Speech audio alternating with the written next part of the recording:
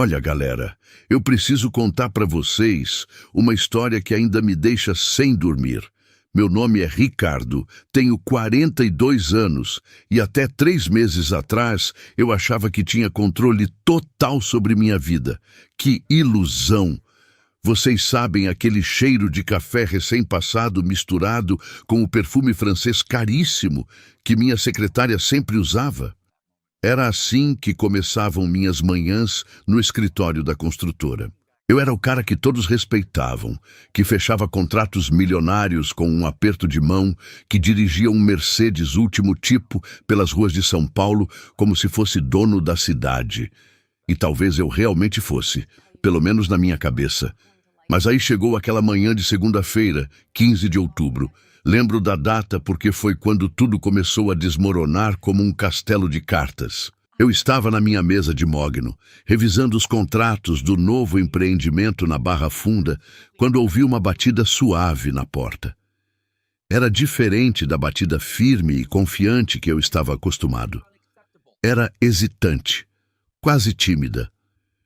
"Entre", falei sem levantar os olhos dos papéis, e foi aí que ela apareceu.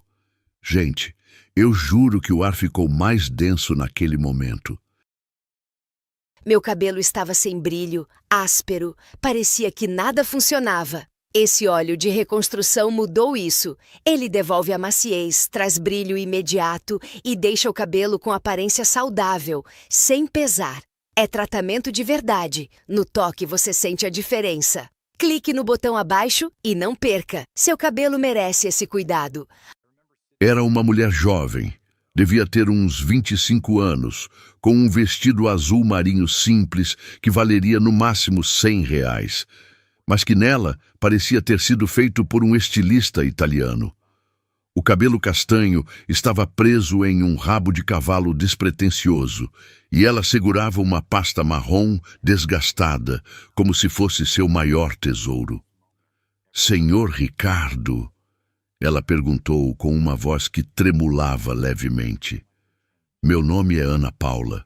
Eu preciso muito falar com o senhor." Eu a fitei por alguns segundos. Havia algo nos olhos dela. Eram de um castanho quente como mel no sol da tarde, que me fez parar tudo o que estava fazendo. Não era comum mulheres como ela chegarem ao meu escritório. Normalmente eu recebia executivas bem vestidas, arquitetas sofisticadas, investidoras que falavam em milhões como quem comenta o tempo. Mas ela era diferente. "Sente-se", falei, indicando a poltrona de couro em frente à minha mesa. "Em que posso ajudá-la?" Ana Paula se sentou na beirinha da poltrona, como se não se sentisse digna de ocupar todo aquele espaço.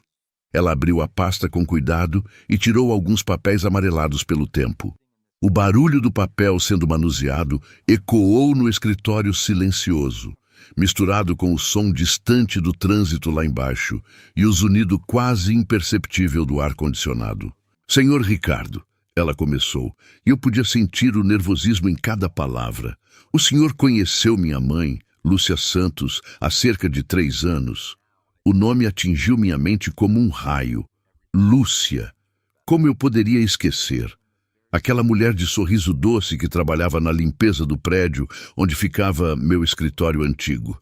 Cabelos grisalhos sempre presos em um coque, uniforme azul sempre impecável apesar de simples e um jeito de cumprimentar que iluminava qualquer ambiente. Lúcia tinha sido... Bem, vocês vão entender quando eu contar tudo. Mas naquele momento, olhando para Ana Paula, eu senti um aperto no peito que não sabia explicar. "Conheci, sim", respondi, tentando manter a voz firme. "Lúcia era uma pessoa especial. Por que pergunta?"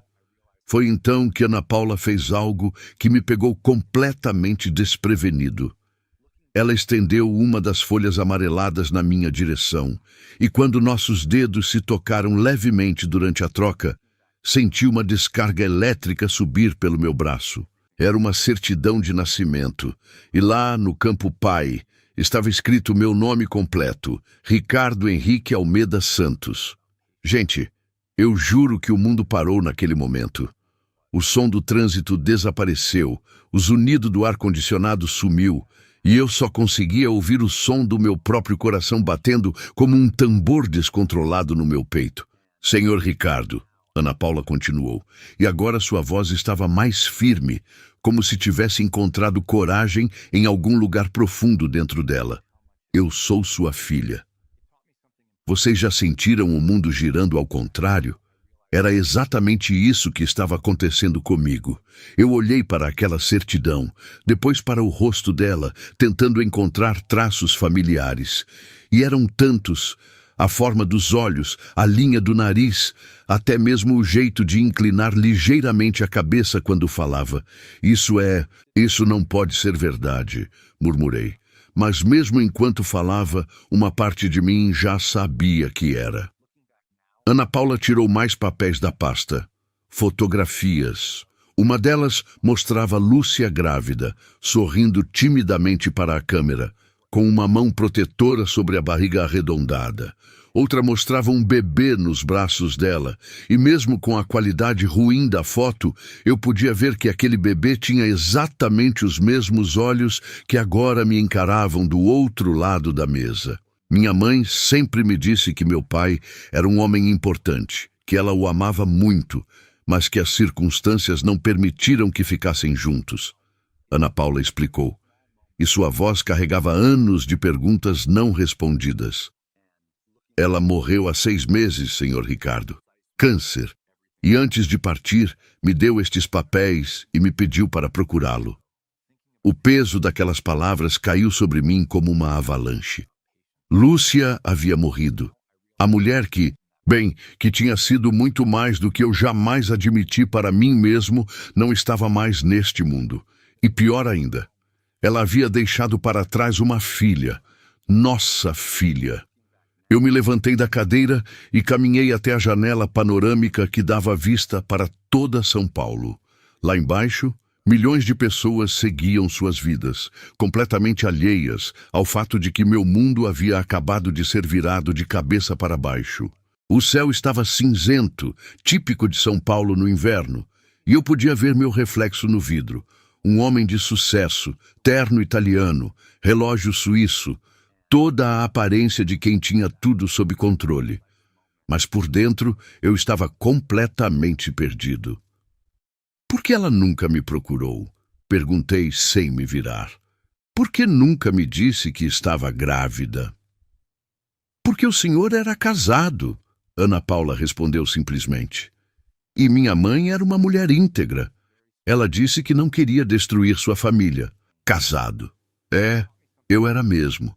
Com Marina, uma mulher da alta sociedade paulistana, loira, magra, sempre perfeitamente vestida, que colecionava títulos filantrópicos como outras pessoas colecionam selos. Um casamento de conveniência que havia se tornado uma rotina fria ao longo dos anos.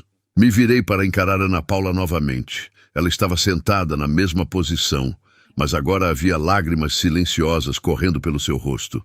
Lágrimas que ela tentava esconder, limpando discretamente com as costas da mão. "O que você quer de mim?"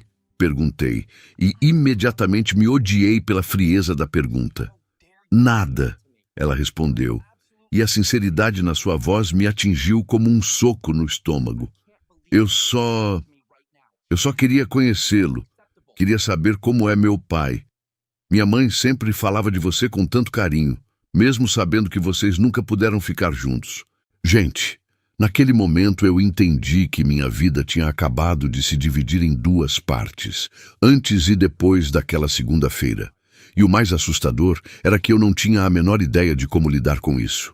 Mas tem algo mais que vocês precisam saber, algo que Ana Paula ainda não tinha me contado naquele primeiro encontro, algo que ia abalar ainda mais os alicerces da minha existência. Vocês não vão acreditar no que aconteceu depois que Ana Paula saiu do meu escritório naquele dia.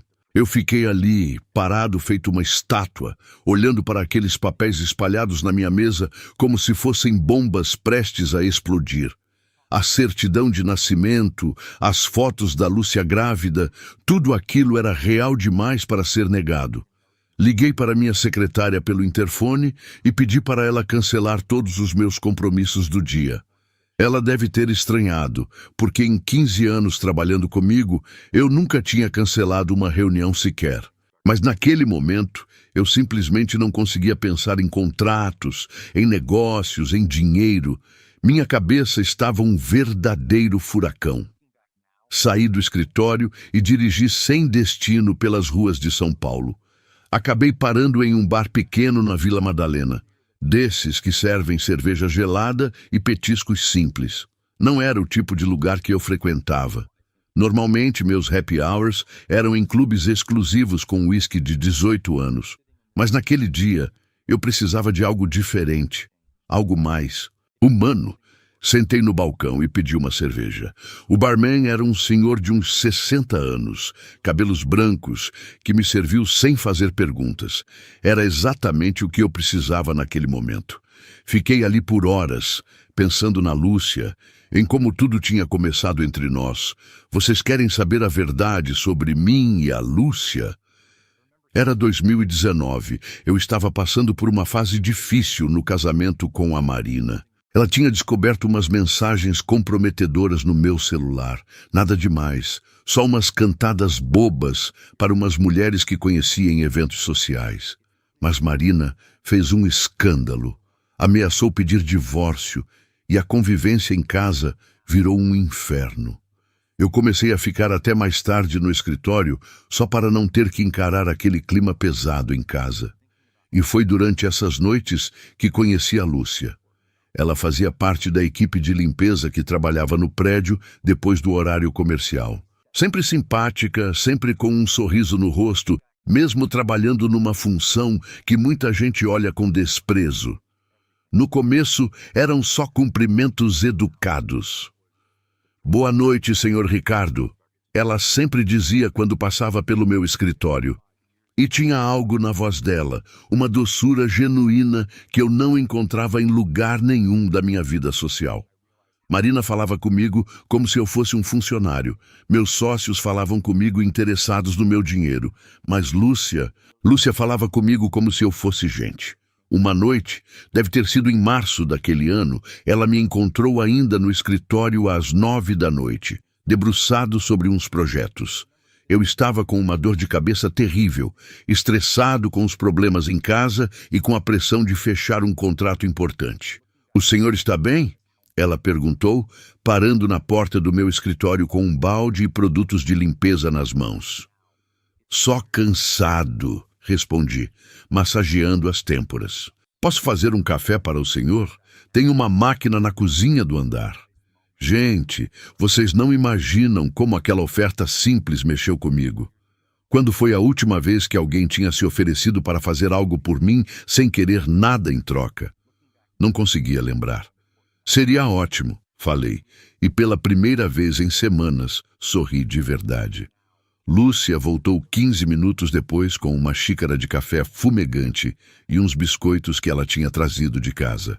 Sentou na poltrona em frente à minha mesa, a mesma onde Ana Paula se sentaria 3 anos depois, e conversamos por quase 1 hora. Ela me contou sobre a filha adolescente, sobre como trabalhava em 3 empregos para conseguir pagar a faculdade da menina, sobre os sonhos que tinha de ver Ana Paula formada e bem de vida. Falava dos estudos da filha com um orgulho que iluminava todo o seu rosto. E eu me peguei contando coisas sobre minha vida que jamais havia dividido com ninguém. Falei sobre como me sentia sozinho no meio de toda aquela riqueza, sobre como o sucesso financeiro não tinha preenchido o vazio que eu sentia por dentro. Lúcia me escutava com uma atenção que eu não recebia há anos. Não julgava, não aconselhava, apenas ouvia e compreendia. E foi assim que começou. Noites de conversa que se estendiam madrugada adentro. Ela limpava o escritório enquanto conversávamos e eu ajudava carregando baldes, organizando as cadeiras para ela passar o pano no chão. Imaginem só, Ricardo Almeida Santos, CEO de uma das maiores construtoras de São Paulo, ajudando uma faxineira com o trabalho dela. E sabem de uma coisa? Eram os momentos mais felizes do meu dia. A primeira vez que nos beijamos foi numa noite de chuva torrencial em maio. Ela tinha terminado o trabalho, mas estava esperando a chuva diminuir para ir embora. Ficamos conversando no meu escritório, ela sentada no sofá de couro que eu tinha num canto da sala, eu na poltrona ao lado. A chuva batia forte na janela, criando uma trilha sonora perfeita para aquela intimidade que havia crescido entre nós. Ricardo, ela disse, foi a primeira vez que me chamou pelo nome, sem o senhor. Você já se perguntou como seria se nossas vidas fossem diferentes? Como assim? Perguntei, embora soubesse exatamente o que ela queria dizer. Se não houvesse diferença de classe, se você fosse livre, se eu fosse, sei lá, mais adequada para seu mundo. Olhei nos olhos dela e vi uma vulnerabilidade que me desarmou completamente. Sem pensar, estendi a mão e toquei o rosto dela. A pele era macia, aquecida, e quando ela fechou os olhos e se inclinou em direção à minha mão, eu soube que estava perdido. O beijo foi suave no início, hesitante, como se os dois estivéssemos testando um terreno perigoso. Mas depois se tornou urgente, carregado de meses de tensão acumulada, de sentimentos que tentávamos ignorar, de uma paixão que havia crescido no silêncio das nossas conversas noturnas. Quando nos separamos, os dois estávamos sem ar. Lúcia me olhou com os olhos brilhando de lágrimas contidas. Isso não pode dar certo, ela sussurrou. Eu sei, respondi, mas mesmo assim puxei ela para mais perto. Durante 2 meses, vivemos essa paixão clandestina. Ela chegava para trabalhar, e depois que todos os outros funcionários da limpeza iam embora, ficávamos sozinhos naquele escritório que se tornou nosso refúgio. Fazíamos amor no sofá de couro, no tapete persa que custou mais que o salário anual dela, contra a janela com vista para toda São Paulo iluminada. Vocês já amaram alguém sabendo que era impossível? É uma dor doce e amarga ao mesmo tempo. Cada momento juntos era precioso porque sabíamos que não duraria para sempre. Lúcia nunca me cobrou nada, nunca me pressionou para deixar Marina, nunca me pediu dinheiro ou favores. Ela apenas me amava, pura e simplesmente. Mas aí chegou julho e ela começou a chegar atrasada ao trabalho, sempre com cara de quem não estava passando bem. Num primeiro momento, pensei que fosse só cansaço. Afinal, ela trabalhava demais. Mas uma noite ela chegou e foi direto para o banheiro do andar. Ouvi ela vomitando. Quando saiu, estava pálida, as mãos tremendo ligeiramente. Lúcia, o que está acontecendo? Perguntei, segurando o rosto dela entre minhas mãos. Ela me olhou por um longo momento antes de falar, e quando as palavras saíram, foi como se o chão tivesse desaparecido debaixo dos meus pés. Ricardo, eu estou grávida. Gente, naquele momento eu entendi o que significava ter o mundo desabando. Grávida. Lúcia estava esperando um filho meu enquanto eu era casado com outra mulher, enquanto vivia uma vida completamente incompatível com aquela situação. E sabem qual foi a minha reação? Fiquei em silêncio, completo silêncio. Por longos e eternos minutos, eu apenas fitei o rosto dela, vendo a esperança nos olhos dela se transformar lentamente em decepção, depois em compreensão e, finalmente, em uma tristeza resignada que me partiu o coração. Tudo bem, ela disse finalmente com uma voz quase inaudível. Eu entendo, mas eu não entendia nada. Não sabia como reagir. Como lidar com aquela bomba que havia explodido na minha vida perfeitamente organizada. E a minha covardia, galera. Minha covardia foi o que destruiu tudo. Vocês acham que eu fui um covarde? Pois é, eu também acho. E o que aconteceu nas semanas seguintes àquela revelação da Lúcia só prova isso. Mas deixem eu contar exatamente como as coisas se desenrolaram, porque vocês precisam entender que às vezes a gente toma decisões que mudam a vida de outras pessoas e só percebemos a gravidade disso muito tempo depois. Depois que Lúcia me disse que estava grávida, eu simplesmente travei. Vocês conhecem aquela sensação quando o cérebro para de funcionar e você fica ali feito um idiota sem saber o que falar? Foi exatamente isso que aconteceu comigo. Ela ficou me olhando, esperando uma reação, uma palavra, qualquer coisa que mostrasse como eu me sentia sobre a notícia. E eu fiquei mudo feito uma porta. Ricardo? Ela chamou baixinho, tocando meu braço. Fala alguma coisa, por favor.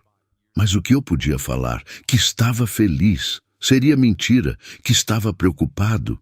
Era pouco. Que minha vida estava prestes a virar um caos completo. Era a verdade, mas não era isso que ela precisava ouvir naquele momento. Eu preciso de tempo para processar isso, foi tudo que consegui dizer. Vocês viram a decepção nos olhos de alguém que vocês amam? É uma das piores sensações do mundo. Lúcia apenas assentiu com a cabeça, recolheu seus materiais de limpeza e foi embora sem dizer mais nada. O som dos passos dela ecoando no corredor vazio ficou na minha cabeça por horas. Passei a noite inteira acordado, andando pela casa feito um louco. Marina estava dormindo no quarto dela. Ah, sim, já fazíamos quartos separados há meses, e eu fiquei na sala, bebendo uísque e tentando encontrar uma solução para aquela situação impossível. Do lado racional, eu sabia que assumir uma gravidez com a Lúcia seria destruir minha vida como eu conhecia. Marina viria atrás do divórcio e levaria metade dos meus bens. Minha reputação no meio empresarial ficaria manchada. Imaginem só o escândalo. CEO engravida faxineira casada. Os jornais de fofoca iam ter material para meses. Mas do lado emocional, gente, vocês não imaginam o turbilhão que estava rolando dentro de mim. Porque por mais que fosse inconveniente, por mais que fosse complicado, uma parte de mim estava secretamente feliz com a notícia. Lúcia era a mulher que eu realmente amava. Com ela, eu me sentia vivo de uma forma que há anos não experimentava.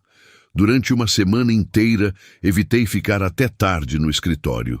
Chegava em casa no horário normal, jantava com Marina fingindo normalidade, assistia televisão e ia dormir. Mas minha cabeça estava completamente focada na Lúcia. Como ela estava passando? Como estava lidando com os enjoos? Quem estava cuidando dela? Na sexta-feira daquela semana, não consegui mais me controlar. Fiquei até tarde no escritório de propósito, esperando ela chegar para a limpeza. Quando ouvi a voz dela conversando com as outras funcionárias no corredor, meu coração disparou. Mas quando ela entrou na minha sala, eu vi que algo havia mudado. Lúcia não me cumprimentou com aquele sorriso caloroso de sempre. Apenas disse boa noite e começou a trabalhar, evitando olhar na minha direção. Lúcia, chamei quando ela estava passando o aspirador perto da minha mesa. Podemos conversar? Ela desligou o aparelho e me olhou com uma expressão que nunca tinha visto antes. Era uma mistura de tristeza, decepção e algo que demorei para identificar. Dignidade ferida. Sobre o que, Ricardo? Perguntou, usando meu nome com uma formalidade que me cortou por dentro. Sobre a situação. Sobre nós. Sobre o bebê. Ela suspirou fundo e se sentou na beirinha da poltrona, mantendo uma distância que antes não existia entre a gente. Olha, Ricardo, eu já pensei muito sobre isso durante essa semana. E cheguei à conclusão de que foi um erro da minha parte imaginar que você reagiria diferente. Como assim? Nós somos de mundos completamente diferentes. Você tem sua vida, sua esposa, sua posição social, e eu sou só uma faxineira que se iludiu achando que um romance de cinema poderia dar certo na vida real. Gente, cada palavra que saía da boca dela era como uma facada, porque tinha razão em tudo o que estava dizendo, mas ao mesmo tempo estava completamente errada sobre meus sentimentos por ela. Não é bem assim, tentei argumentar. O que sinto por você é real, Lúcia. É a coisa mais real da minha vida. Bah, pode até ser, ela respondeu, mas não é suficiente, é? Quando te dei a notícia da gravidez, você ficou mudo. Sua reação me disse tudo o que eu precisava saber. Ela se levantou e voltou ao trabalho, mas eu não conseguia deixar a conversa morrer ali. E agora? O que você pretende fazer? Lúcia parou de esfregar a mesa de centro e me olhou diretamente nos olhos pela primeira vez naquela noite. Vou ter o bebê e vou criá-lo sozinha. Sozinha? Lúcia, você não precisa passar por isso sozinha. Eu posso ajudar, posso dar apoio financeiro, posso... Pode o quê, Ricardo? Ela me interrompeu, e pela primeira vez ouvi uma dureza na voz dela que nunca existira antes. Pode assumir publicamente que é pai da criança? Pode se divorciar da sua esposa e vir morar comigo num apartamentinho de 2 cômodos na periferia?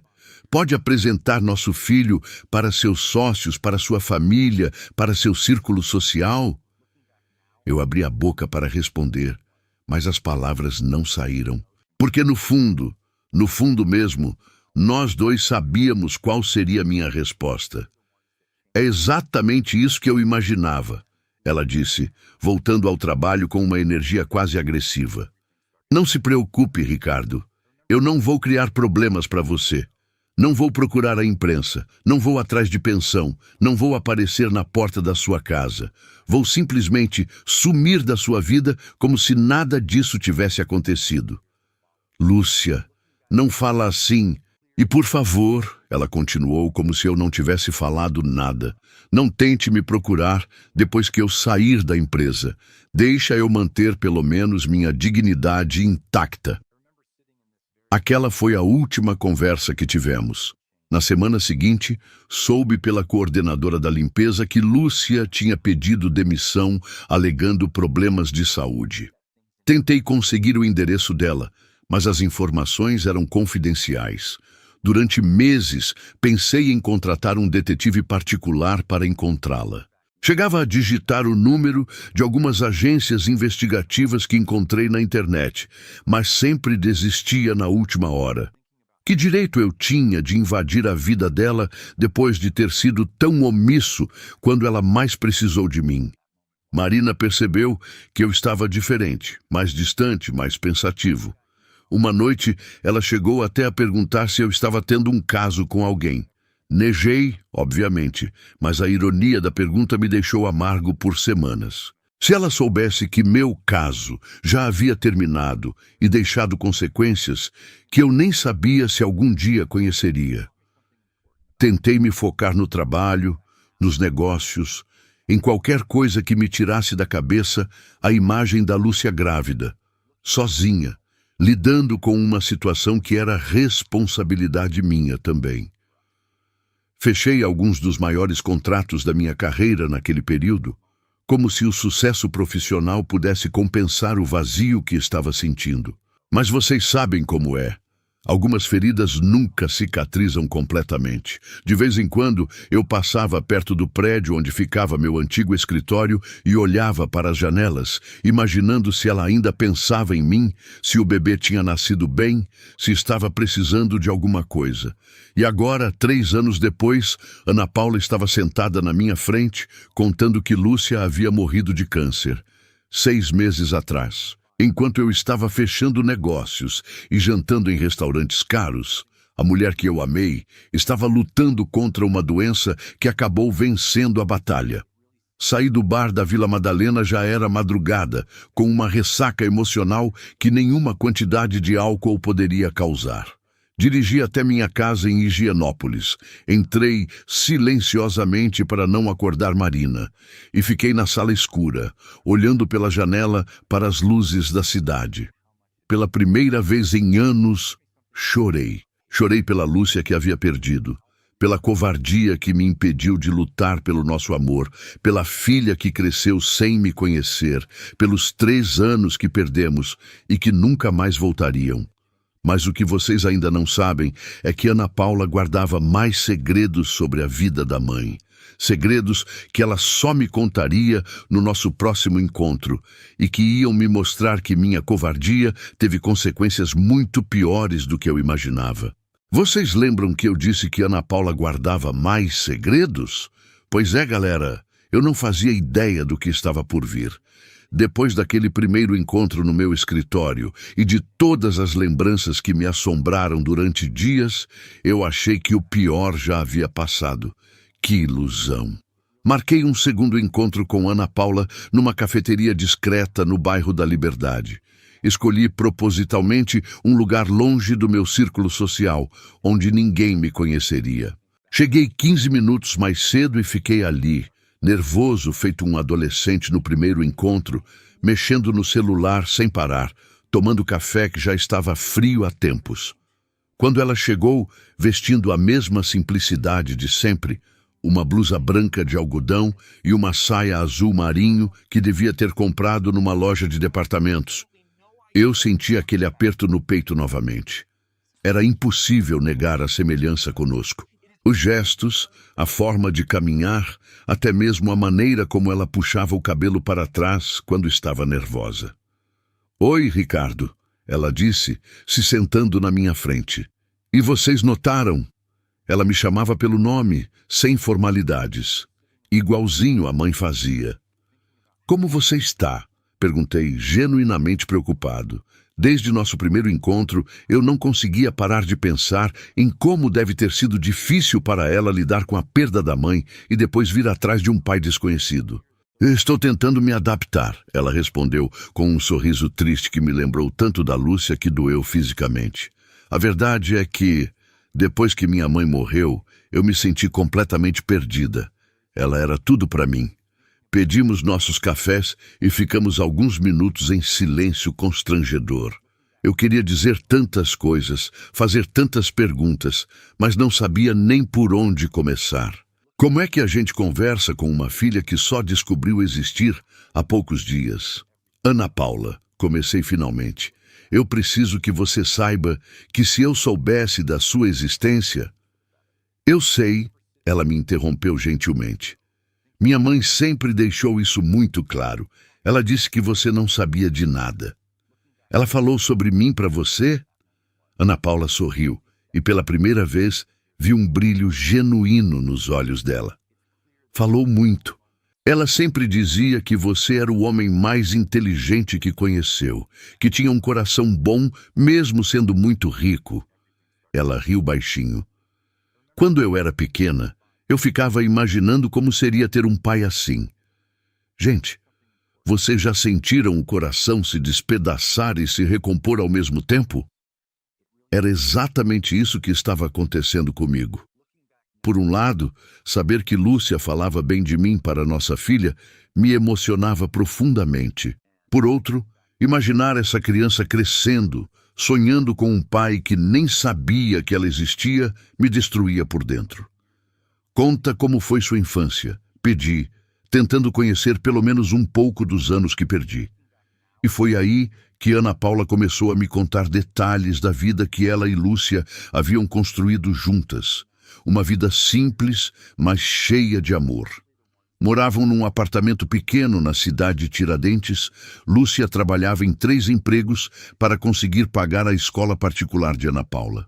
Fins de semana eram sagrados para elas duas, faziam bolo juntas, assistiam filmes românticos, conversavam sobre tudo. "Minha mãe tinha uma obsessão em me dar uma educação boa", Ana Paula contou, mexendo distraidamente no açúcar do café. "Ela sempre dizia que eu ia ser alguém na vida, que ia estudar numa universidade boa, que não ia precisar trabalhar limpando o escritório como ela." "E você? O que quer fazer?" "Estou no último ano de administração na FGV", ela disse. E eu quase cuspi o café. "E FGV? Como vocês conseguiram pagar?"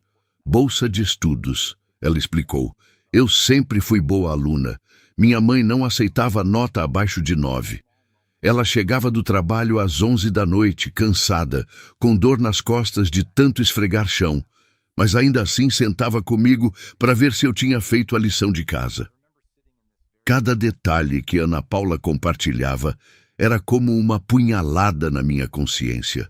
Enquanto Lúcia batalha sozinha para dar uma boa educação para nossa filha, eu estava gastando fortunas em jantares caros e viagens internacionais com Marina. "Ricardo", Ana Paula disse, e o tom de voz mudou completamente. Ficou mais sério, quase solene. Tem uma coisa que eu ainda não te contei sobre minha mãe. Meu estômago se contraiu. Pelo jeito que ela falou, eu soube que vinha bomba pela frente. O que é? Ela tentou te procurar uma vez. Como assim? Ana Paula abriu a bolsa e tirou um envelope amarelado, igual aos papéis que tinha mostrado no meu escritório. Mas dessa vez havia algo diferente no jeito dela segurar aquele envelope, como se fosse algo muito precioso e muito doloroso ao mesmo tempo. Foi quando eu tinha 8 anos. Minha mãe estava passando por uma fase muito difícil. Tinha perdido um dos empregos, eu estava doente e ela não conseguia pagar o plano de saúde. Os remédios que eu precisava custavam quase R$ 400 e era dinheiro que ela simplesmente não tinha. Eu senti uma onda de náusea subir pelo meu estômago. R$ 400. Para mim, era o que eu gastava num almoço qualquer. Para elas, era a diferença entre vida e morte. Continue, murmurei. Ela passou uma noite inteira chorando, achando que ia me perder porque não tinha dinheiro para me tratar. E aí ela decidiu engolir o orgulho e te procurar. Ana Paula abriu o envelope e tirou uma carta manuscrita. A letra era da Lúcia, eu reconheci imediatamente. Aquela mesma letra que vi nas listas de material de limpeza que ela fazia quando trabalhava no prédio. Ela escreveu essa carta para você, Ana Paula disse, estendendo o papel na minha direção. Mas nunca conseguiu entregar. Peguei a carta com as mãos tremendo. A primeira linha já me devastou. Meu querido Ricardo, sei que não tenho o direito de te procurar depois de tanto tempo, mas nossa filha precisa de ajuda. Parei de ler e olhei para Ana Paula. Por que ela não entregou? Porque quando ela chegou no seu escritório, você não estava lá. E sua secretária foi muito rude com ela. Como assim, rude? Ana Paula suspirou fundo antes de continuar. Minha mãe chegou no prédio usando a melhor roupa que tinha, tentando parecer apresentável. Ela disse para a secretária que queria falar com Ricardo Almeida Santos sobre um assunto pessoal muito importante. A mulher olhou ela de cima a baixo e perguntou se ela tinha agendamento. Eu já estava sentindo onde aquilo ia dar e não gostava nada do que estava imaginando. Quando minha mãe disse que não, mas que era uma emergência, a secretária riu na cara dela. Riu, Ricardo, e disse: olha, querida, o senhor Ricardo é um homem muito ocupado e importante. Ele não tem tempo para conversar com qualquer pessoa que aparece aqui sem hora marcada. Se você está procurando emprego, o RH fica no 2º andar.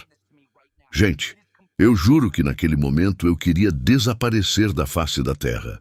Minha própria secretária tinha humilhado a mulher que eu amei, a mãe da minha filha, numa hora em que ela mais precisava de mim. E aí? Minha mãe tentou explicar que conhecia você pessoalmente, que trabalhava no prédio alguns anos atrás, mas a secretária ficou ainda mais ríspida. Disse que se ela não saísse dali, ia chamar a segurança. Ana Paula fez uma pausa, claramente emocionada com a lembrança. Minha mãe voltou para casa chorando, Ricardo. Ela me contou isso anos depois, quando eu já estava mais velha para entender. Disse que foi o dia mais humilhante da vida dela. E os remédios? Como vocês conseguiram o dinheiro? Ela vendeu a única coisa de valor que tinha, a aliança da minha avó. Uma aliança de ouro que tinha ficado de herança. Valia exatamente R$ 420. Vocês já quiseram voltar no tempo e fazer tudo diferente? Naquele momento, eu daria qualquer coisa para poder voltar àquele dia e estar no meu escritório quando Lúcia chegou. Para poder abraçá-la, pedir desculpas pela grosseria da secretária, dar o dinheiro que ela precisava e muito mais. Por que você está me contando isso? Perguntei, embora no fundo já soubesse a resposta. Porque você precisa saber que tipo de mulher minha mãe era.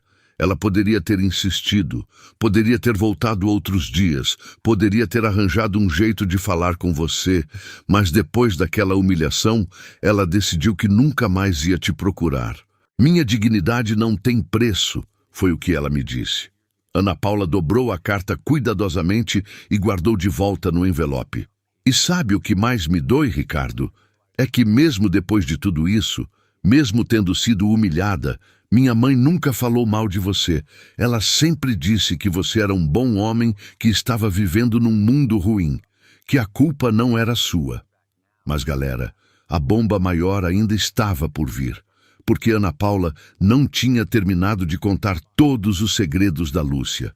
E o que ela me revelou em seguida ia mudar completamente minha perspectiva sobre tudo o que aconteceu. Ricardo, ela disse, olhando diretamente nos meus olhos, tem mais uma coisa que você precisa saber. Sobre os últimos meses da vida da minha mãe. Vocês sabem aquele momento na vida quando você acha que já ouviu o pior, que já não pode ficar mais abalado, e aí a pessoa fala, tem mais uma coisa? Foi exatamente isso que aconteceu quando Ana Paula disse que tinha mais segredos para me contar sobre os últimos meses de vida da Lúcia. Eu estava ali na cafeteria, ainda processando a história da humilhação que minha secretária tinha feito Lúcia passar, quando Ana Paula continuou. Nos últimos 6 meses de vida da minha mãe, depois que descobriu o câncer, ela começou a falar mais sobre você, muito mais. Como assim? Ana Paula mexeu nervosamente na alça da bolsa antes de continuar. O médico tinha dado 3 meses para ela, Ricardo. 3 meses. Mas minha mãe viveu 6. Sabe por quê? Porque ela tinha uma missão. Ela dizia que não podia morrer sem ter certeza de que eu ia ficar bem. Senti um aperto no peito. Imaginar Lúcia lutando contra o câncer, sabendo que ia morrer, mas resistindo por amor à nossa filha. Durante as sessões de quimioterapia, quando ela ficava muito fraca, ela me contava histórias sobre vocês dois. Detalhes que nunca tinha compartilhado antes. Como vocês se conheceram, as conversas que tinham, os sonhos que ela alimentou durante aqueles 2 meses que ficaram juntos. Ah, que tipo de sonhos! Ana Paula sorriu tristemente. Ela imaginava como seria se vocês pudessem ficar juntos. Sonhava com uma casa pequena, mas aconchegante, onde vocês 3 poderiam ser uma família de verdade. Ela sabia que era impossível, mas nos momentos mais difíceis do tratamento, se agarrava nessa fantasia para não desistir. Gente, cada palavra que saía da boca de Ana Paula era como um soco no meu estômago. Saber que Lúcia passou os últimos meses de vida pensando em nós, sonhando com uma vida que eu fui covarde demais para tentar construir. Mas tem algo específico que ela me pediu para te contar. Ana Paula continuou, tirando outro papel do envelope. Ela escreveu uma carta para você, 2 semanas antes de morrer. Minha mão tremeu quando peguei aquele papel. A letra estava mais fraca, claramente escrita por alguém que estava muito doente, mas ainda assim era a caligrafia da Lúcia que eu reconheceria em qualquer lugar. Leia em voz alta, Ana Paula pediu. Por favor, eu nunca tive coragem de ler sozinha. Respirei fundo e comecei. Ricardo, se Ana Paula está lendo isso para você, é porque ela teve coragem de fazer o que eu nunca consegui, te procurar. Estou morrendo, meu amor. Sim, ainda te chamo de meu amor, mesmo depois de todos esses anos. O coração não segue regras sociais. Quero que você saiba que não me arrependo de nada do que vivemos. Aqueles 2 meses foram os mais felizes da minha vida. Pela primeira vez, me senti amada por quem eu realmente era, não por gratidão ou conveniência. Sei que você ficou assustado quando soube da gravidez. Sei que sua vida era complicada demais para incluir uma faxineira e um bebê inesperado. E por isso nunca te culpei pela sua reação. Na verdade, te entendi. Mas agora, nas últimas semanas da minha vida, preciso te pedir uma coisa. Cuida da nossa Ana Paula. Não financeiramente, ela é forte e independente como você não faz ideia, mas emocionalmente. Ela vai precisar de um pai, Ricardo. Ela vai precisar de alguém que a ame incondicionalmente, como eu sempre amei. Parei de ler porque minha voz estava falhando. Ana Paula estava chorando silenciosamente, as lágrimas pingando no café já frio. Continue, ela sussurrou. Ana Paula cresceu ouvindo histórias sobre o pai corajoso e inteligente. Ela não sabe que você teve medo, que hesitou, que foi humano. Para ela, você é um herói. E talvez seja a hora de você realmente se tornar um. Não estou pedindo para você assumir publicamente que é pai dela. Sei que sua vida é complicada, mas pelo amor que um dia sentiu por mim, dê a ela o que nunca pude dar. Uma figura paterna que a apoie, que acredite nela, que esteja presente nos momentos importantes. Ana Paula vai se formar em administração no ano que vem. Foi o sonho dela desde pequena, trabalhar numa empresa grande, vestir terninho, ser respeitada. Ela tem seu DNA, Ricardo. É ambiciosa, inteligente, determinada. Tudo que aprendi a amar em você. Se você está lendo isso, é porque ela finalmente te encontrou. Por favor, não a rejeite como me rejeitou. Ela não merece carregar o peso das nossas complicações. PS, tem uma coisa que nunca te contei. No dia em que tentei te procurar no seu escritório e fui humilhada pela sua secretária, eu estava grávida novamente. Parei abruptamente. Grávida novamente. Meus olhos voaram para Ana Paula, que estava me olhando com uma expressão que não consegui decifrar. Continue lendo, ela disse baixinho. Estava de 6 semanas. Descobri na manhã daquele dia em que fui te procurar. Ia te contar sobre Ana Paula e sobre esse segundo bebê que estava esperando. Mas depois da humilhação que passei, depois de entender que realmente não tinha lugar na sua vida, tomei uma decisão que carrego até hoje. Não tive esse segundo filho. Sei que você vai ficar bravo comigo por isso, mas não podia criar 2 crianças sozinha, Ricardo. Mal conseguia sustentar Ana Paula. E depois daquela experiência no seu escritório, entendi que nunca poderia contar com você. Perdoe-me por ter tomado essa decisão sem te consultar. Perdoe-me por ter privado Ana Paula de ter um irmão ou irmã. E perdoe-me por nunca ter te dado a chance de ser o pai que talvez você quisesse ser. Agora, só resta Ana Paula. Ela é nossa única chance de deixarmos algo bom neste mundo. Não a desperdice, como desperdiçamos a nós mesmos.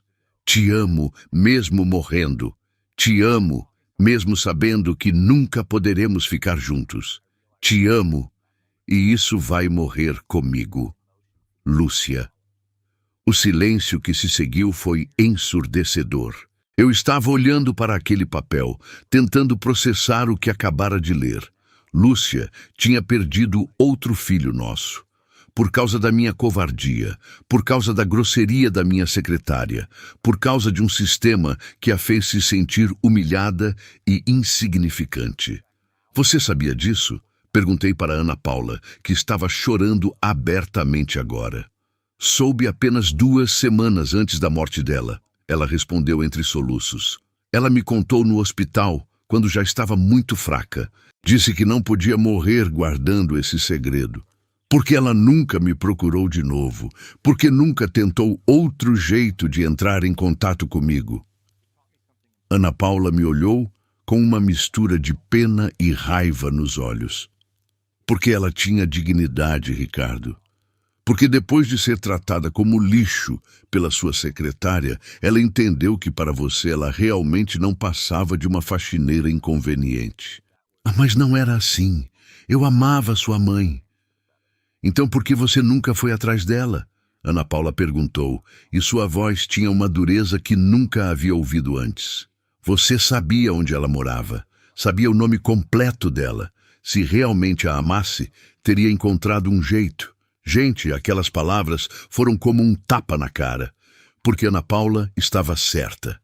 Eu tinha todos os recursos do mundo para encontrar Lúcia, mas escolhi a conveniência de fingir que ela havia sumido da minha vida. E agora? Perguntei. O que você espera de mim?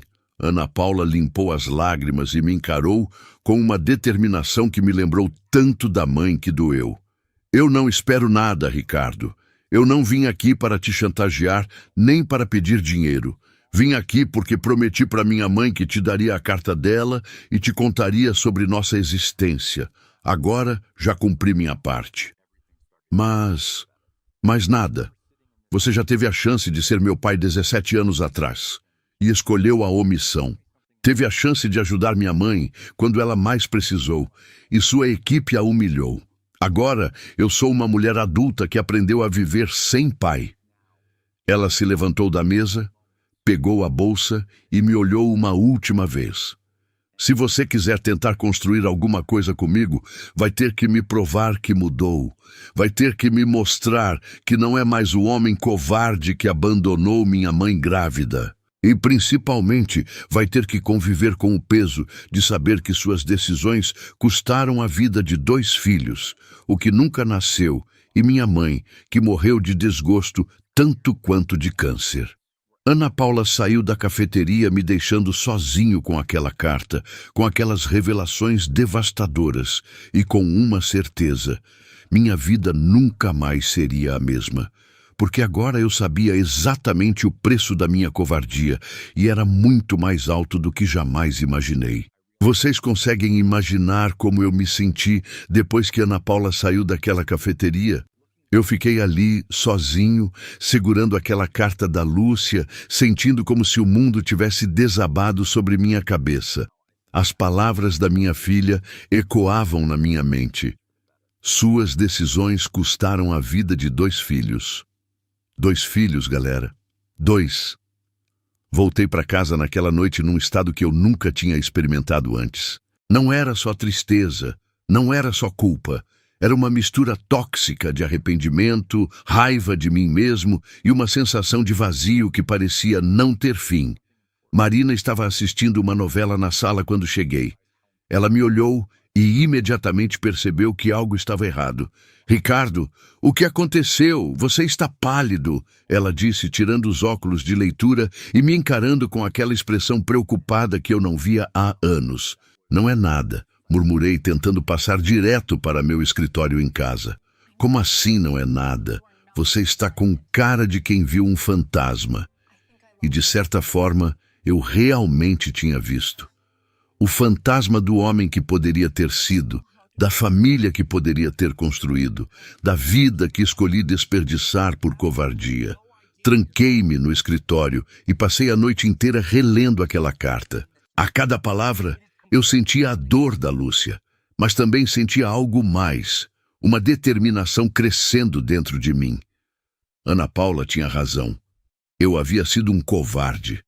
Mas talvez não fosse tarde demais para mudar isso. Durante os 3 dias seguintes, tentei me concentrar no trabalho, mas era impossível. Eu estava numa reunião importante com investidores japoneses quando meu celular tocou com uma mensagem. Era de um número desconhecido. "Ricardo, é Ana Paula. Preciso falar com você. É urgente. Me encontra hoje às 18h no mesmo lugar." Meu coração disparou. Urgente? O que teria acontecido? Cancelei todos os compromissos do dia e cheguei na cafeteria meia hora mais cedo, nervoso como eu não ficava há anos. Quando Ana Paula chegou, vi imediatamente que algo estava diferente. Ela estava mais tensa, com olheiras profundas e carregava uma pasta ainda mais volumosa que da primeira vez. "Obrigada por vir", ela disse, se sentando sem me cumprimentar. "O que aconteceu? Você disse que era urgente." Ana Paula respirou fundo antes de falar. Eu não contei tudo para você da última vez. Sobre minha mãe. Sobre a situação em que ela me deixou." "Como assim?" "Ricardo, você acha que é fácil para uma menina de 21 anos perder a mãe e ficar completamente sozinha no mundo? Você acha que é simples lidar com dívidas, com hospital, com funeral, com todas as burocracias que sobram quando alguém morre?" Eu não havia pensado nisso. Na minha vida privilegiada, sempre havia alguém, advogados, contadores, assistentes, para lidar com essas questões práticas. "Quanto foi?" perguntei diretamente. "Como? As dívidas, os custos. Quanto vocês gastaram no tratamento do câncer?" Ana Paula me olhou surpresa, como se não esperasse uma pergunta tão direta. R$ 140.000. Ela respondeu baixinho. Gente, vocês ouviram isso? R$ 140.000. Para mim, era o que eu gastava em 2 férias na Europa. Para elas, foi uma dívida que consumiu todos os bens que tinham e ainda deixou mais pendências. Minha mãe teve que vender o apartamento onde morávamos para pagar parte do tratamento. Os últimos 2 meses de vida dela, estávamos vivendo num quarto alugado na casa de uma conhecida, e mesmo assim, não foi suficiente. Ana Paula abriu a pasta e espalhou vários papéis na mesa. Faturas de hospital, recibos de farmácia, contratos de empréstimo. Era um retrato cruel de como uma doença pode destruir financeiramente uma família. Ela morreu devendo R$ 80.000, Ricardo. E agora essa dívida passou para mim. Como assim passou para você? Porque eu era a única parente. Porque quando alguém morre, as dívidas não morrem junto. Alguém tem que assumir. Eu sabia que isso não era bem assim do ponto de vista legal, mas para uma garota de 21 anos, assustada e sem orientação, era fácil ser enganada por credores inescrupulosos. E tem mais. Ana Paula continuou com a voz cada vez mais tensa. A faculdade. Eu perdi a bolsa de estudos. Como? Por quê? Porque nos últimos 6 meses eu faltei muito às aulas para cuidar da minha mãe. Minha frequência caiu, minhas notas despencaram, a coordenação foi compreensiva, mas disse que regras são regras. Ana Paula me mostrou a carta da faculdade. Lá estava, preto no branco, bolsa cancelada por baixo rendimento acadêmico. O sonho que Lúcia havia construído para nossa filha, tirada por tijolinho ao longo de anos de sacrifício, havia desmoronado em questão de meses. Restam 2 semestres para eu me formar, Ricardo. 2 semestres que custam R$ 15.000 cada um. Dinheiro que eu não tenho, porque agora trabalho meio período num escritório de contabilidade para tentar pagar as dívidas que minha mãe deixou. Vocês estão entendendo a situação? Minha filha, a menina que Lúcia criou com tanto sacrifício para ser alguém na vida, estava prestes a perder tudo por causa de dívidas médicas e burocracias universitárias. Por que você não me contou isso antes? Porque eu tenho orgulho, Ana Paula respondeu, e vi nos olhos dela a mesma dignidade ferida que um dia vi nos olhos da Lúcia. Porque não queria que você pensasse que vim aqui para pedir dinheiro. Mas agora eu não tenho escolha. Ela juntou os papéis com movimentos nervosos. Eu tentei de tudo, Ricardo. Tentei negociar com o hospital, tentei conseguir um financiamento estudantil, tentei trabalhar mais horas. Nada funcionou. Ana Paula me olhou diretamente nos olhos e vi ali uma vulnerabilidade que ela havia escondido nos nossos encontros anteriores. Eu não quero sua pena. Não quero que você me ajude por culpa. Mas se você realmente quer ter uma chance de ser meu pai, se realmente se arrepende de não ter estado presente, essa é sua oportunidade de provar.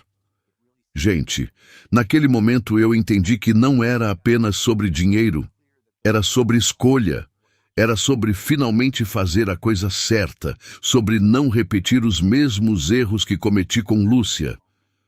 Quanto você precisa? No total, R$ 110.000. 30 para terminar a faculdade, 80 para quitar as dívidas médicas. R$ 110.000. Era uma quantia significativa, mas não impossível para alguém na minha situação financeira. O que me deixava perplexo era o quanto aquele dinheiro representava para Ana Paula. Era literalmente a diferença entre ter um futuro ou afundar nas dívidas da mãe. Mas eu tenho condições, Ana Paula continuou antes que eu pudesse responder. Se você me ajudar, quero que seja na forma de um empréstimo, com juros, com contrato, com prazo para pagamento. Eu não quero caridade, quero uma oportunidade. Vocês percebem a ironia? Ali estava minha filha desesperada, oferecendo pagar juros pelo dinheiro que, por direito, eu deveria ter fornecido há anos como pensão alimentícia. Ana Paula, você é minha filha. Eu não vou cobrar juros de você. Então, eu não quero sua ajuda, ela disse, levantando para sair. Espera. Segurei o braço dela gentilmente. Se é assim que você se sente mais confortável, então vamos fazer um contrato. Mas os juros vão ser simbólicos, tipo 2% ao ano. Ela me olhou desconfiada. Por que você aceitaria? Porque eu entendo seu orgulho, porque reconheço nele o mesmo orgulho que sua mãe tinha, e porque talvez seja a hora de eu começar a agir como um pai de verdade. Ana Paula voltou a se sentar e pela primeira vez desde que nos conhecemos, vi um sorriso genuíno no rosto dela. Tem mais uma coisa, ela disse. Se realmente quer ser meu pai, se realmente quer fazer parte da minha vida, vai ter que me conhecer de verdade. Não só pagar minhas contas, mas estar presente. Como assim? Quero que você conheça onde eu moro, como eu vivo, quem são meus amigos.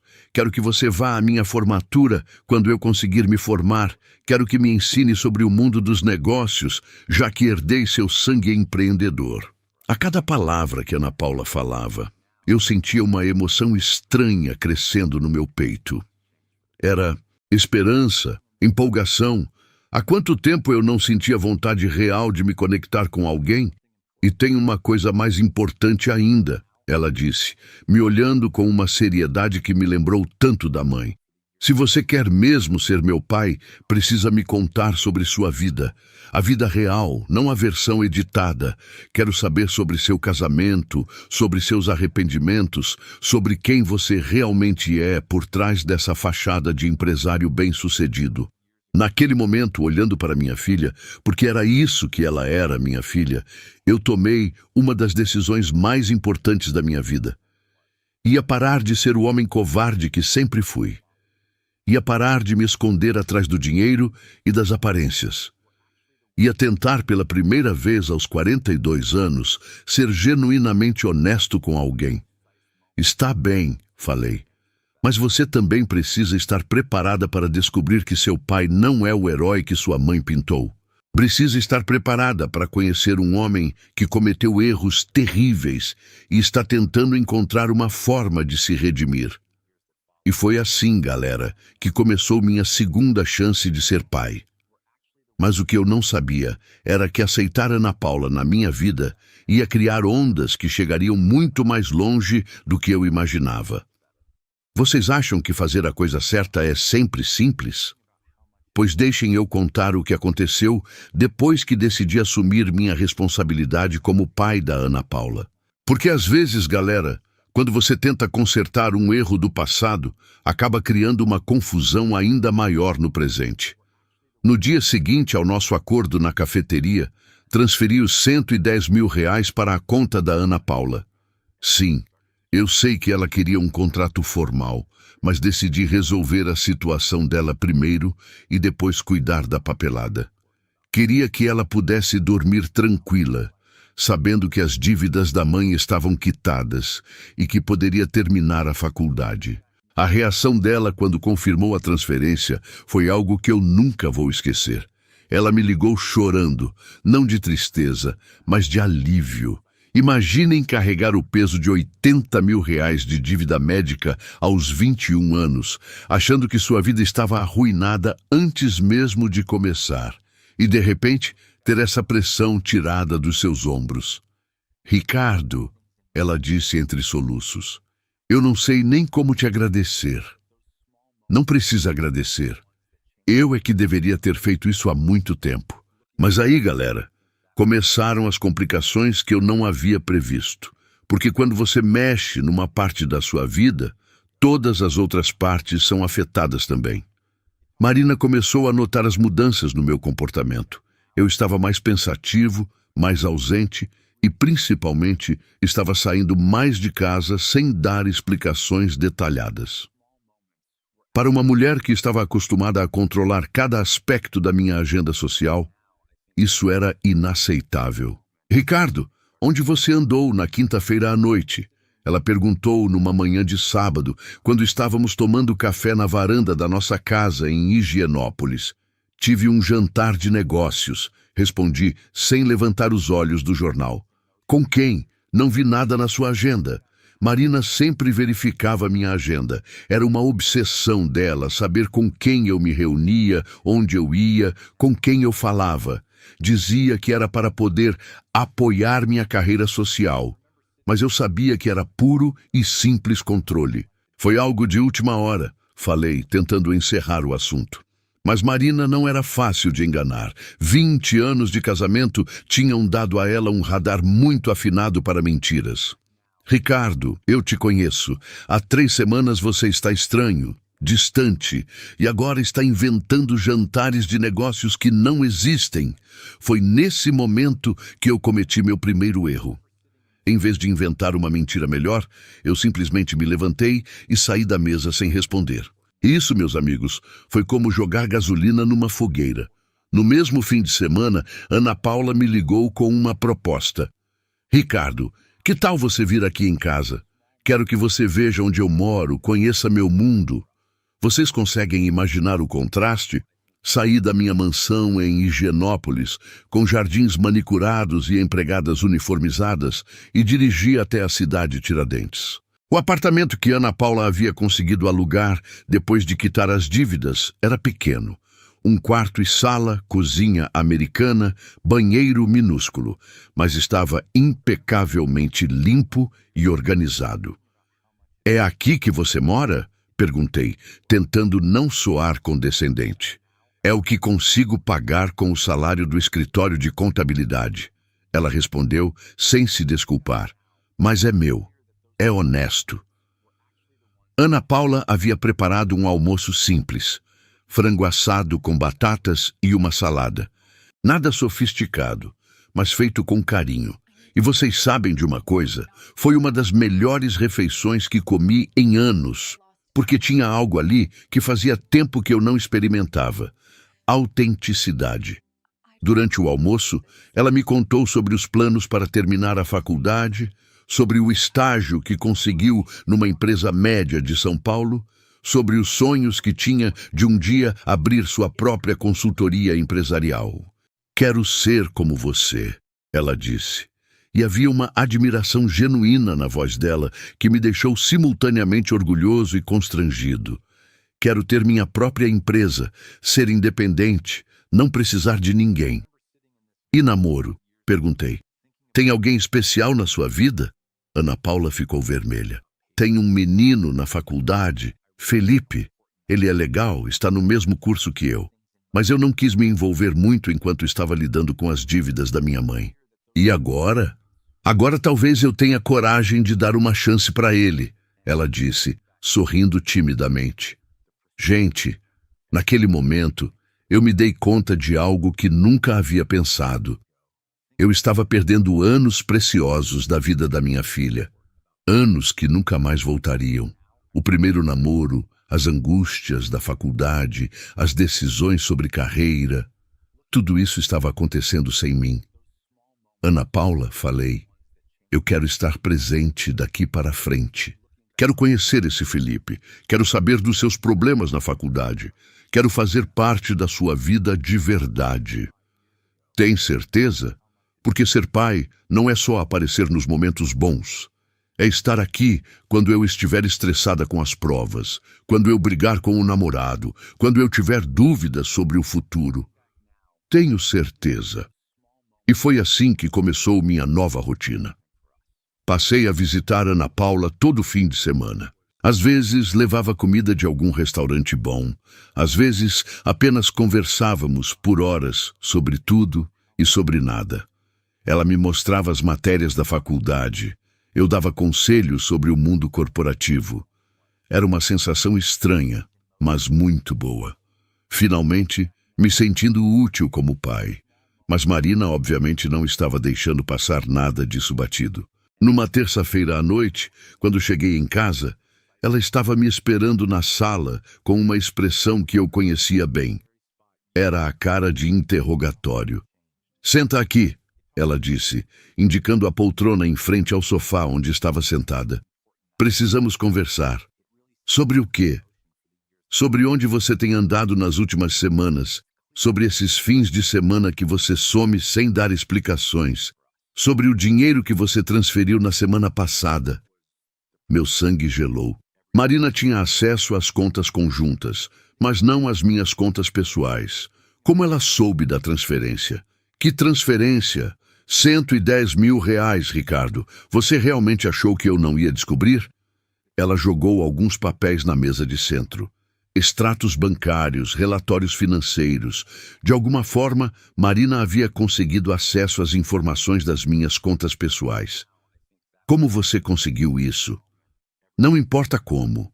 Importa para quem você está dando esse dinheiro. Importa com quem você está traindo nosso casamento. Traindo? Marina, não é nada disso. Então me explica para quem você deu 110 mil reais. Me explica esses fins de semana misteriosos. Me explica por que você anda com cara de quem está vivendo uma segunda adolescência. Galera, naquele momento eu me vi numa encruzilhada. Podia continuar mentindo, podia inventar alguma desculpa, podia protelar essa conversa. Ou podia fazer o que Ana Paula tinha me pedido, ser honesto pela primeira vez na vida. Marina, comecei, tentando encontrar as palavras certas. Eu tenho uma filha. O silêncio que se seguiu foi ensurdecedor. Marina me olhou como se eu tivesse falado numa língua estrangeira. Como assim você tem uma filha? Uma filha de 21 anos, que eu não sabia que existia até 3 semanas atrás. A expressão no rosto da Marina passou por várias fases. Confusão, incredulidade, raiva e, finalmente, uma fúria fria que eu nunca havia visto antes. Você me traiu e teve uma filha com sua amante. Não foi bem assim. Não foi bem assim? Marina se levantou do sofá como um furacão. Então me conta como foi, Ricardo. Me conta toda a verdade, já que parece que nosso casamento inteiro foi uma mentira. E aí, galera, eu fiz algo que nunca achei que teria coragem de fazer. Contei tudo. Sobre Lúcia, sobre como nos conhecemos, sobre os 2 meses que vivemos nossa paixão clandestina. Contei sobre a gravidez, sobre minha covardia, sobre como deixei Lúcia criar nossa filha sozinha. Contei sobre a morte dela, sobre Ana Paula aparecer na minha vida, sobre as dívidas que ela herdou. Marina me ouviu em silêncio, mas a cada palavra que eu falava, eu podia ver nossa vida juntas desmoronando. Quando terminei, ela ficou me encarando por um longo tempo antes de falar. 20 anos, Ricardo, 20 anos de casamento, e você me esconde uma coisa dessas. Marina, eu também só descobri há 3 semanas. Você mentiu para mim durante semanas. Você está gastando nosso dinheiro com sua filha bastarda sem nem me consultar. Não fala assim dela. Explodi, surpreendendo a mim mesmo com a intensidade da minha reação. Marina me olhou com uma expressão de nojo puro. Ah, agora o papai coruja apareceu? 20 anos depois?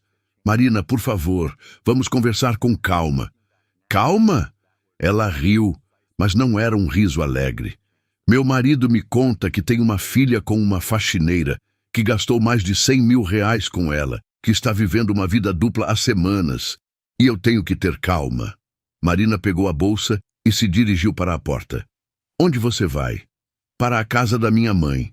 Preciso pensar no que vou fazer com essa informação. Marina, espera. Não, Ricardo. Esperar já esperei demais. 20 anos esperando você ser um marido de verdade. E agora descubro que você estava ocupado sendo pai de outra pessoa.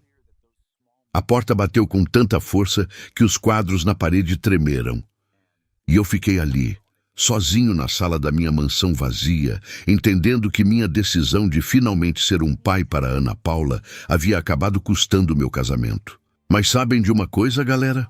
Pela primeira vez em muito tempo, eu não me arrependia da decisão que havia tomado. Porque finalmente estava fazendo a coisa certa, mesmo que isso significasse enfrentar as consequências dos meus erros do passado. Vocês já viveram um momento na vida onde tudo parece estar desmoronando, mas ao mesmo tempo você sente que finalmente está no caminho certo? Era exatamente isso que estava acontecendo comigo depois que Marina descobriu sobre Ana Paula e foi embora de casa. Nos 3 dias seguintes, fiquei sozinho naquela mansão enorme, tendo as conversas mais honestas da minha vida, comigo mesmo. Marina não atendia minhas ligações.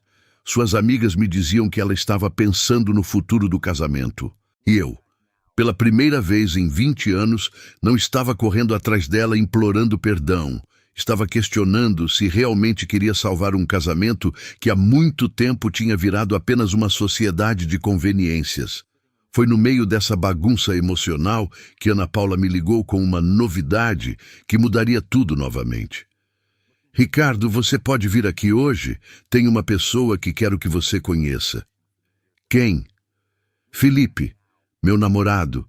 Eu contei para ele sobre você. Galera, vocês conseguem imaginar? Minha filha queria me apresentar para o namorado dela. Era uma daquelas experiências de pai que eu nunca tinha vivido. E aos 42 anos estava acontecendo pela primeira vez. Cheguei no apartamento dela no início da tarde. Ana Paula estava visivelmente nervosa, arrumando a sala pela 3ª vez, ajustando almofadas que já estavam perfeitas. Calma, falei, rindo da ansiedade dela. Eu não vou assustar o menino. É estranho, né? Apresentar o pai que acabei de conhecer para o namorado que ainda estou conhecendo. Felipe chegou poucos minutos depois. Era um rapaz simples, cabelos cacheados, sorriso sincero, usando uma camisa social que claramente era a melhor do guarda-roupa dele. Quando apertei a mão dele, senti a firmeza de quem trabalhava além de estudar. Muito prazer, senhor Ricardo. Ana Paula me contou muito sobre o senhor. Espero que tenha sido coisa boa, brinquei, tentando deixar o clima mais leve. Durante o almoço que Ana Paula preparou, ela estava se tornando uma excelente cozinheira. Felipe me contou sobre os planos dele. Cursava administração na mesma faculdade que Ana Paula, trabalhava meio período numa loja de materiais de construção e sonhava em ter sua própria empresa de consultoria empresarial. Igual a Ana Paula, ele disse, olhando para minha filha com uma admiração que me lembrou de como eu olhava para Lúcia. Nós queremos ser sócios um dia, formar uma empresa juntos. Vocês sabem o que mais me impressionou em Felipe? Era a forma como ele tratava Ana Paula, com respeito, com carinho genuíno, mas principalmente com igualdade. Ele não a via como uma menina frágil que precisava ser protegida. Ele a via como uma parceira, uma igual. E o senhor? Felipe perguntou em determinado momento. Ana Paula disse que o senhor tem uma construtora grande. Como é trabalhar nesse ramo? Passei a tarde contando histórias do mundo empresarial, dando conselhos sobre negociação, falando sobre os erros que cometi no início da carreira. E vocês sabem de uma coisa? Era a primeira vez em anos que eu falava sobre trabalho sem me sentir cansado ou cínico. Vendo o entusiasmo daqueles 2 jovens, eu me lembrei de por que tinha começado a empreender. Senhor Ricardo, Felipe disse quando estava indo embora, muito obrigado por hoje e obrigado por ter criado uma filha tão especial. Depois que ele saiu, Ana Paula e eu ficamos conversando na pequena sala do apartamento dela. Gostei dele, falei sinceramente. É um bom rapaz. Ele é, ela concordou, com aquele sorriso apaixonado que só mulher apaixonada tem. E sabe o que mais? Quando contei para ele sobre você, sobre toda a nossa história, ele disse que admirava minha coragem de ter te procurado. Coragem? É. Ele disse que deve ter sido muito difícil chegar no escritório de um homem poderoso e dizer: "Oi, eu sou sua filha." Disse que eu poderia ter sido rejeitada, humilhada, ignorada. Ana Paula me olhou com uma seriedade que me cortou o coração. Ricardo, você sabe que isso quase aconteceu, né? No primeiro dia que apareci no seu escritório, eu quase desisti 3 vezes antes de bater na porta. Por quê? Porque eu olhava para aquele prédio enorme, para todas aquelas pessoas bem vestidas entrando e saindo, e pensava: quem eu penso que sou para chegar aqui e dizer que sou filha do dono? Quase fui embora. Mas não foi. Não, porque prometi para minha mãe que tentaria. E por quê? Porque uma parte de mim queria muito ter um pai. Gente, naquele momento eu entendi o quanto Ana Paula havia arriscado ao me procurar. Ela não sabia como eu reagiria, não sabia se eu acreditaria nela, não sabia se eu não mandaria a segurança expulsá-la do prédio. E mesmo assim, ela teve coragem. Ana Paula, falei, eu quero te contar uma coisa. Meu casamento com Marina acabou. Ela me olhou surpresa. Por minha causa? Não, por causa das mentiras que construí ao longo de 20 anos. Por causa do homem que escolhi ser. Descobrir que você existe apenas acelerou um processo que já estava acontecendo. E como você se sente sobre isso? Aliviado, respondi, surpreso com minha própria honestidade. Pela primeira vez em décadas, me sinto livre para ser quem eu realmente sou. Ana Paula ficou em silêncio por um momento antes de falar. Ricardo, posso te fazer uma pergunta pessoal? Claro. Se minha mãe não tivesse morrido, se ela aparecesse aqui agora, hoje, você largaria tudo para ficar com ela?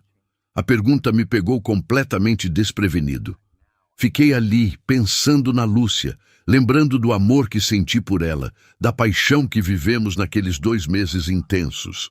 Sim, respondi sem hesitar, sem dúvida nenhuma.